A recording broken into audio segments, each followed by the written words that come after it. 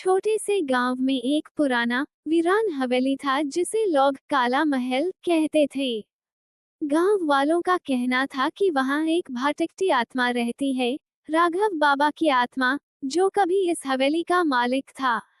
कहते हैं उसकी मौत एक भयानक अग्नि में हुई थी, लेकिन उसकी रूह कभी मुक्ति ना पाई। एक दिन फोर दोस्त अमन, ऋषि, मीना और काव्य ने इस हवेली को देखने का फैसला किया। गांव वालों ने माना किया, पर उन्होंने उससे मजाक समझा। शाम होते हाय वे टॉर्चें लेकर हवेली के अंदर घुस गए। अंदर सब कुछ जाला हुआ था, लेकिन एक कमरा बिल्कुल साफ था, जैसे कोई अभी भी वहां रहता हो। अचानक हवा तेजी से चलने लगी, दरवाजे खुद ब खुद बंद हो गए, और एक भयानक हंसी गूंज उठी। एक दीवार पर खून से लिखा था, तुम सब मेरे मेहमान हो, अब कभी वापस नहीं जाओगे।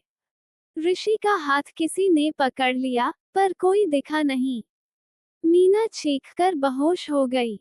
अमन ने काव्य का हाथ पकड़ा और भागने की कोशिश की, लेकिन रास्ते बदल गए, जैसे हवेली जीवित हो गई हो। बस काव्य हाय किसी तरह हवेली से निकल पाई।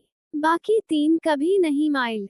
लोग कहते हैं रात के अंधेरे में हवेली से अब भी उनकी चीखें आती हैं। काव्या पागल हो गई, वो बस एक हाई बात करती रहती है। वो अब भी वहां है। राघव बाबा सबको ले जाएगा। तब से कोई इस हवेली के पास भी नहीं जाता। कहते हैं जो गया कभी वापस नहीं आया।